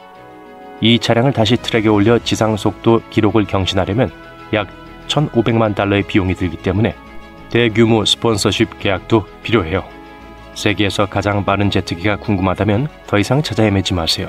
10년 가까이 비행하며 시속 7,270km의 비공식 세계 최고 속도 기록을 세운 전설적인 항공기 노스 아메리칸 X-15를 소개합니다. 이 제트기는 1960년대 시험 비행 중에 우주의 가장자리에 도달하기도 했습니다. 우주 비행사들의 영역이죠. 우리가 비행하는 상업용 비행기는 보통 최대 12,800m의 고도에서 비행하지만 X-15는 106,500m 이상까지 치솟았습니다. 이제 음속의 5배가 넘는 속도로 하늘을 누비며 그 어느 때보다 빠르게 날아간다고 상상해보세요. 바로 나사가 개발한 혁신적인 항공기 X-43A입니다. 이 비행기는 스크램제트 엔진으로 구동되며 이는 기본적으로 초음속으로 작동하는 엔진이란 뜻입니다. 즉, 일반 제트 엔진처럼 터빈과 같이 움직이는 부품이 없습니다. 대신 비행기의 속도를 이용해 공기를 엔진으로 밀어 넣습니다. 공기는 비행기의 빠른 움직임에 의해 압축된 후 연료와 혼합되고 연소되어 추력을 생성합니다. 전문가가 아닌 사람에게는 말도 안 되고 위험해 보일 수도 있습니다. 사실 X-43A의 첫 비행이 순조롭지만은 않았습니다. 첫 번째 시도는 2001년 6월에 이루어졌지만 부스터 로켓이 통제 불능 상태에 빠지면서 비행기가 파괴되었습니다. 다행히도 두 번째와 세 번째 시도는 역사에 남을 만한 기록적인 비행으로 큰 성공을 거뒀습니다. 초고속 교통수단이라고 하면 엘리베이터를 가장 먼저 떠올리지는 않을 거예요. 하지만 초현대식 고속 엘리베이터 덕분에 부르즈 칼리파와 타이페이 101처럼 높은 고층 빌딩에 접근할 수 있게 되었습니다. 세계에서 가장 빠른 엘리베이터 중 하나는 128층으로 이루어진 중국 샹하이 타워에 있습니다. 사람들은 1층에서 건물 꼭대기까지 빠르게 이동하기 위해 엘리베이터는 초당 20m의 놀라운 속도로 움직여야 합니다. 이는 우사인 볼트의 최고 속도보다 빠르지만 지타보다는 조금 느립니다. 하지만 대부분의 건물에서 타는 엘리베이터보다 약 5배나 빠른 속도죠. 따라서 높은 곳, 빠른 속도, 좁은 공간을 두려워한다면 피하는 게 좋을 거예요. 과학자들은 호주 근처에서 아틀란티스와 같은 무언가를 발견했습니다. 예전에는 대륙 전체가 물속에 잠겨 있었죠. 그 대륙에 일어난 일을 소개합니다. 약 7만 년 전 마지막 빙하기에 사울이라는 거대한 땅덩어리가 있었어요. 남서태평양에 위치해 있었죠. 이 고대 초대륙은 현재 우리가 알고 있는 호주, 뉴기니, 태즈메이니아, 아루 제도를 하나의 거대한 땅으로 연결했습니다. 아름다운 산으로 둘러싸인 울창한 열대우림을 상상해보세요. 사울에서 가장 높은 산은 뉴기니 고원에 있으며 봉우리가 3,900m가 넘습니다. 이 아름다운 곳에는 다양하고 독특한 동물들이 살고 있었는데 그중 대부분은 주머니 동물이었습니다. 당시 사울에는 코알라와 캥거루뿐만 아니라 다양한 종류의 방목동물, 굴을 파는 동물, 청소부, 포식자 등 다양한 동물들이 살고 있었어요. 거대한 디프로토돈, 강력한 사냥꾼 틸라콜레오, 그리고 오늘날 살아있는 도마뱀보다 훨씬 큰 무시무시한 메갈라니아가 살았던 곳이었죠. 당시 다른 세계는 늑대, 코끼리, 인간과 같은 태반동물로 가득 차 있었기 때문에 사울은 독특한 장소였어요. 사울에서 정상적인 포유류는 박쥐와 설치류 뿐이었어요. 하지만 모든 지역이 똑같지는 않았습니다. 티모르, 아라푸라, 카르펜타리아 지역은 뜨거운 사바나와 건조한 숲으로 덮여 있었어요. 마치 현대의 호주와 비슷하게 생겼는데 동부 해안의 황무지, 대초원, 온대림이 있는 열대 사막이었죠. 당시 사람들은 전 세계로 이주하고 있었습니다. 그들은 동남아시아에서 사울까지 놀라운 여정을 거쳐 6,000년에서 45,000년 전에 이곳에 처음 도착했어요. 그들은 대부분 걸어서 이동했고 대나무 뗏목과 간단한 배를 이용해 바다를 건넜습니다. 그들은 동남아시아의 일부를 포함하는 순다라는 고대 땅덩어리에서 그곳으로 왔어요. 왈라세아로 알려진 일련의 섬을 거쳐 결국 사울 전역으로 퍼져나갔습니다. 사울을 여행하는 건 약 1,060만 제곱킬로미터에 달하는 거대한 여정이었어요. 미국이나 캐나다보다 더 큰 면적이에요. 적도에서 뉴질랜드 남부까지 뻗어 있었습니다. 그래서 그들은 지금의 호주에 도착해서 호주 최초의 사람들이 되었어요. 과학자들은 사울의 인구가 50만 명에 달했다고 추정해요. 약 4만 년 전으로 거슬러 올라가는 동굴벽화를 발견했어요. 아노아, 즉 미니 버팔로가 인간과 동물의 형상을 마주하고 있는 사냥 장면이 그려져 있어요. 연구원들은 초기 정착민들이 어떻게 사울을 가로질러 이동했는지, 그리고 그들의 여정에 대한 고고학적 증거를 어디에서 찾을 수 있는지 이해하려고 노력하고 있습니다. 이를 위해 연구진은 지형 진화 모델을 만들었습니다. 시뮬레이션은 사울이 75,000년에서 35,000년 전에 어떻게 변화했는지 보여주었습니다. 잠재적인 이동 경로와 고고학적 유적지를 보여주었죠. 인간은 해안선과 강을 따라 이동했을 가능성이 높습니다. 그렇다면 신화 속 아틀란티스처럼 사울은 어떻게 호주 앞바다에 잠기게 되었을까요? 마지막 빙하기에는 지구의 물 대부분이 거대한 빙산과 빙하에 갇혀 있었어요.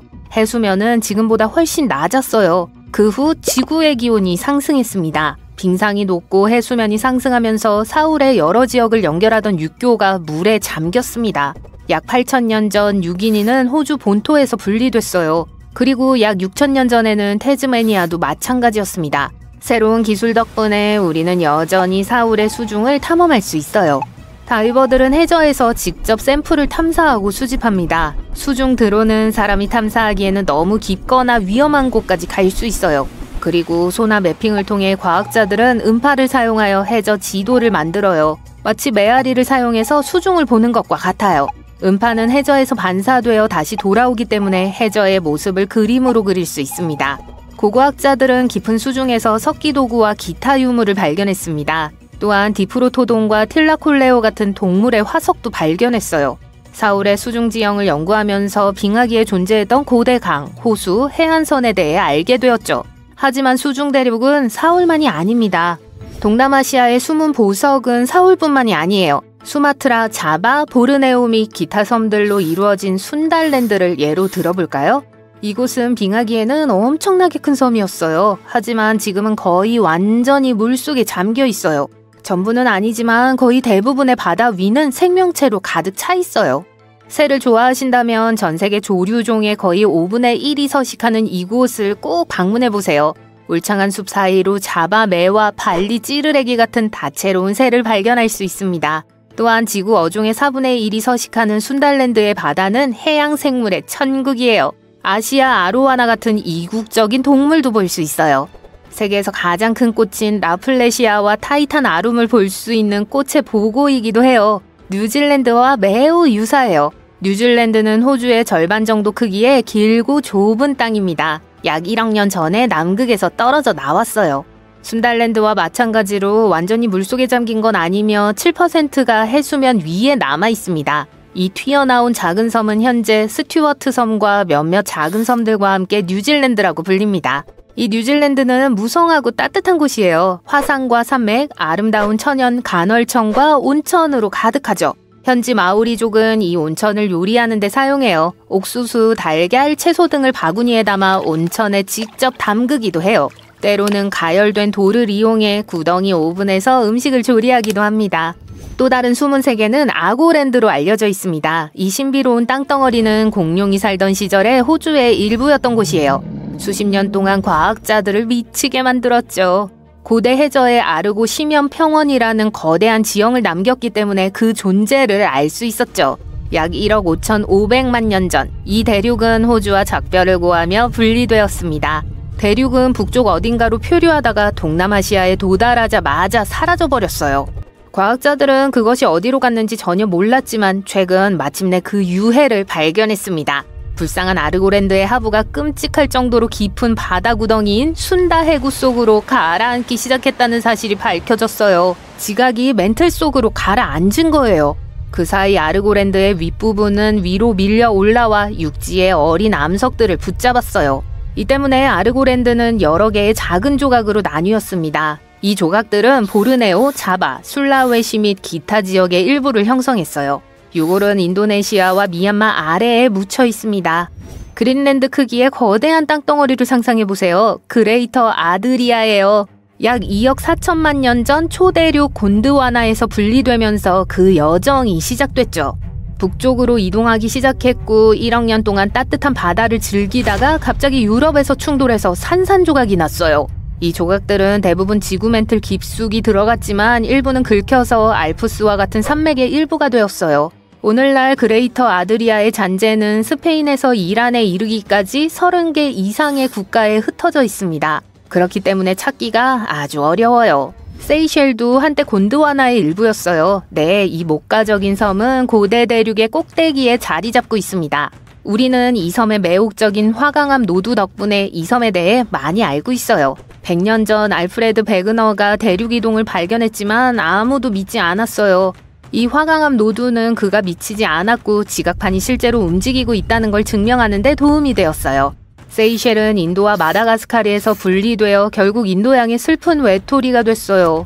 이는 아마도 데칸트랩에 미친 듯한 화라산 때문이었을 거예요. 하지만 이제 이 섬은 육지와 인근 산호초에서 독특한 종들이 서식하고 있습니다. 모리셔스는 공룡 멸종 이후 인도에서 분리됐어요. 그 여정을 따라 긴 리본 모양으로 늘어났고 조각조각 부서지기도 했습니다. 지금은 모두 인도양 아래에 흩어져 있어요. 과학자들은 지르콘이라고 불리는 작은 고대 결정을 연구하다가 이 잃어버린 땅을 우연히 발견했습니다. 이 지르콘은 타임캡슐과도 같아요.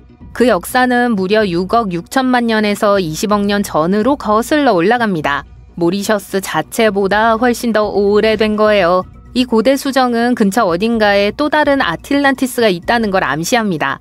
전 세계 곳곳에 숨은 대륙이 존재한다는 거니까 앞으로 더 많은 대륙을 발견할 수 있을지도 모르죠. 서프라이즈! 지구에는 7개의 대륙만 있는 것이 아닙니다. 숨은 대륙인 아르고랜드는 지구의 미래 모습을 이해하는 데 도움이 될 수 있어요. 어떻게 우리로부터 숨어 있는지, 어떤 비밀을 간직하고 있는지 계속 지켜보시면 알 수 있을 거예요. 수수께끼를 풀 준비가 되셨나요? 과학자들은 1억 년 넘게 사라진 땅을 찾고 있습니다. 뉴스 가치가 있는 건 아니에요. 사람들이 지구의 역사에 대한 정보를 항상 검색하기 때문이죠. 아마 바다 한가운데에 있는 작은 섬일 거라고 생각하실 거예요. 하지만 틀렸습니다. 이 대륙은 한때 미국 영토 전체만큼이나 넓었어요. 오랫동안 지질학자들은 현대 호주의 거대한 덩어리가 허공으로 사라진 건지 궁금해했어요. 어떤 이들은 단순히 해저 어딘가에 숨어 있을 것이라고 믿었어요. 하지만 네덜란드 전문가들과 7년간의 조사 덕분에 이제 우리는 동남아시아의 울창한 정글 아래에 이 잃어버린 땅의 일부가 섞여 있다는 사실을 알게 되었습니다. 요즘 지리교과서에 나오는 대륙은 흩어져 있는 퍼즐 조각과 같아요. 직접 확인할 수 있는 좋은 실험도 있어요. 온라인에서 세계 지도를 찾아서 인쇄하세요. 모든 대륙을 오려서 한동안 가지고 놀아보세요. 모든 대륙이 서로 잘 어울리는 걸 볼 수 있을 거예요. 아마도 가장 눈에 띄는 건 남아메리카가 아프리카 근처에 완벽하게 들어맞는 모습일 겁니다. 지난 2억 년 동안 형성된 바다를 가까이서 보면 대륙들이 거대한 문자 C를 형성하는 것처럼 보이는데 과학자들은 이 C를 초대륙 판게아라고 부릅니다. 판게아는 판탈라사라는 바다에서 헤엄치고 있었고 그 글자 C의 안쪽에는 테티스에라는 작은 바다가 있었어요. 이 작은 바다에서 흥미로운 일이 벌어집니다. 주라기 시대의 과학자들이 아르고랜드라고 부르기 시작한 이 사라진 대륙은 사라지면서 호주에 구멍을 남겼는데 현재 아르고 심연평야로 알려져 있어요. 지질학자들은 처음에 이 모든 것이 섭입이라는 과정 때문이라고 생각했어요. 섭입은 지각의 한 부분이 다른 지각 아래로 내려가 행성의 멘틀 속으로 다시 들어가는 현상이에요. 일반적으로 전문가들은 오프 스크래핑을 통해 대륙이 사라지는 과정을 추적할 수 있습니다. 예를 들어 인도와 아시아가 부딪히면서 장엄한 히말라야 산맥이 생겨났다는 사실을 알아낸 것도 이런 방식이죠.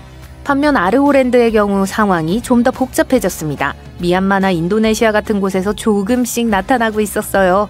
하지만 마치 시간여행을 떠나는 유물처럼 아르고랜드가 호주에서 분리된 것처럼 추정되는 시기보다 훨씬 더 오래되어 보였어요. 한 대륙이 그렇게 이상하게 행동할 수 있다면 다른 대륙은 얼마나 많은 곳에서 같은 행동을 하고 있을까요? 다행히도 과학자들은 이제 아르고랜드의 전체 타임라인을 정리하고 그 미스테리를 밝혀냈습니다. 아르고랜드는 가라앉거나 삼켜지지 않았어요. 단순히 아르고펠라고로 변모해서 소대륙이라고 불리는 작은 조각으로 쪼개져 호주에서 멀리 떠올랐을 뿐이에요. 이 미니 대륙은 동남아시아 정글에 정착하기 전에 약간의 여정을 거쳤습니다. 이 발견은 전체 판게아 퍼즐에 딱 들어맞아요. 이 발견을 통해 대륙이 어떻게 분리되고 구성되는지 더 잘 이해할 수 있고 과거의 생물 다양성과 기후의 비밀을 밝혀낼 수 있습니다. 역사, 문명 또는 일상의 사물에 대한 더 많은 비밀을 알고 싶다면 이 영상에 좋아요를 누르고 채널을 구독하세요. 예를 들어 인도네시아에 보이지 않는 종의 경계선의 숨은 미스테리 같은 거 말이에요. 영국의 탐험가 알프레드 러셀 월리스의 이름을 따서 월리스 라인이라고 불려요. 150여 년 전 월리스는 말레이 군도 일대를 여행하며 수천 개의 섬을 방문했습니다. 그가 발견한 건 보이지 않는 선의 한쪽에 있는 동물과 다른 쪽에 있는 동물이 상당히 다르다는 거였어요. 이 보이지 않는 선은 예를 들어 유대류와 호랑이 또는 꿀벌과 트로곤 사이의 벽과 같은 거예요. 하지만 이제 우리는 약 3,500만 년 전에 호주가 남극 대륙과 분리되어 아시아와 충돌했다는 사실을 알게 되었어요. 그리고 이 대륙 간 삼각관계는 큰 변화를 일으켰어요. 땅의 모습만 바뀐 게 아니라 월러스 라인 양쪽의 동물종에도 변화가 생겼습니다. 최근 여러 전문가들이 이러한 충돌과 기후 혼란으로 인해 아시아종들이 말레이 군도에서 편안하게 살게 되었다는 연구 결과를 발표했습니다. 한편 호주 동물들은 새로운 환경에 만족하지 못했어요. 일부 동물은 너무 덥고 습해서 적응하지 못했고 다른 동물은 열대 섬 생활에 적응하지 못했죠. 아시아로의 대륙 이동에 대한 이러한 발견은 최근의 인간종의 발견도 설명할 수 있습니다. 필리핀의 숨은 동굴에서 고고학자들은 새로운 인류의 조상을 우연히 발견했어요. 약 5만 년 전 루손섬에 인간과 비슷한 고대 종족이 살았던 것으로 추정돼요. 수석 연구원은 이 발견이 아시아에서 인류의 진화를 이해하는데 매우 중요하다고 생각했어요. 그리고 이 새로운 종의 이름을 섬의 이름을 따서 지었습니다. 호모 루조넨시스라고 명명했어요. 여기서부터 조금 혼란스러워집니다. 고고학자들이 발견한 뼈에는 한 가지 작은 문제가 있었는데 다른 호미닌 종에서 볼 수 없었던 특성이 이상하게 혼합되어 있었어요. 우리와 비슷한 작은 이빨과 고대 인류의 조상과 더 유사한 손과 발이 그것입니다. 특히 이 인류종과 오랫동안 사라진 남부 지역을 연결해 준 것은 바로 이 예스러운 팔다리였습니다. 오스트랄로피테쿠스 아프리카누스처럼 원시적인 모습을 하고 있기 때문이죠. 이 두 종만이 200만에서 300만 년의 시간과 진화 과정을 거쳐 분리됐어요. 많은 사람들이 궁금해하는데 호모 루조넨시스가 정말 새로운 종일까요? 모두가 확신하는 건 아니에요. 하지만 이게 생물도 우리 밑에 있는 땅에 끊임없는 이동에 영향을 받는다는 사실을 설명할 수도 있어요. 우리가 사는 동안 크게 변하지 않았다고 해서 대륙이 영원히 이런 모습일 것이라는 의미는 아닙니다. 이 거대한 대륙에서 진화한 대륙은 미래에도 비슷한 위치에 있을 가능성이 높아요. 이와 관련해서 한 유럽 대학의 지질학자가 지구의 초대륙의 미래를 예측하려고 시도했습니다. 그는 1755년 포르투갈에서 발생한 지진을 출발점으로 삼았는데요. 이 지진은 지각판이 원래와 조금 다르게 움직였을 때 발생했습니다.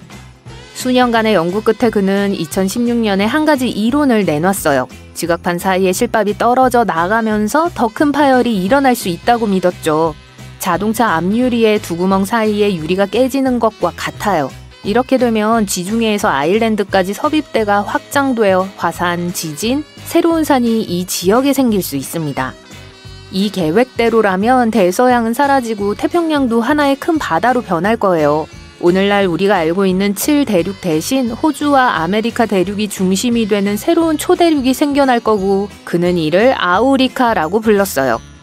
하지만 이것이 유일한 시나리오는 아니에요. 대서양은 계속 열려있고 태평양은 닫혀있는 노보판게아는 또 다른 시나리오가 될 수 있으며 이는 쉽게 예측할 수 있습니다. 그리고 아마시아가 있어요. 이 경우에는 북극해가 닫히고 대서양과 태평양이 계속 열려있다고 상상해야 해요. 남극을 제외한 모든 것이 북극을 중심으로 북쪽으로 이동해요. 마지막 시나리오는 판게아 울티마라고 할 수 있습니다. 대서양에서 확산 속도가 느려지고 아메리카 대륙 동해안에 새로운 섭입판이 생겨나죠. 어느 쪽이든 미래의 모든 대륙이 다시 한번 충돌한다면 그 경험은 재미없을 것이라고 말하는 사람들도 있어요. 약 2억 5천만 년 후에 우리는 덥고 축축한 비닐봉지에 갇혀있는 듯한 느낌을 받게 될 거라고 해요. 이상하게도 그 비닐봉지는 지구상에서 가장 살기 좋은 곳, 즉 해안 지역이 될 겁니다. 내륙 지역은 불타는 사막처럼 지글지글할 거예요. 오늘날 우리가 알고 있는 많은 동물종들이 살아남지 못할 수도 있습니다. 우리 인간도 더위를 견디려면 창의력을 발휘해야 할 거예요. 하지만 우리는 감사해야 합니다. 이러한 디지털 모델은 모든 종류의 흥미로운 아이디어를 테스트하는 데 사용할 수 있다는 점에서 여전히 훌륭합니다. 예를 들어 이러한 초대륙이 조수에 어떤 영향을 미칠지 테스트할 수 있어요. 미래의 우주여행을 고려할 때 이러한 모델은 태양계 밖에 있는 외계 행성의 기후를 이해하는 데도 도움이 될 수 있습니다. 언뜻 보기에 우리는 다른 대륙에 닿을 때까지 녹은 용암 위를 떠다니는 대륙이라는 거대한 뗏목을 타고 있는 것처럼 보여요. 자, 고등학교 과학 수업으로 잠시 돌아가 보겠습니다.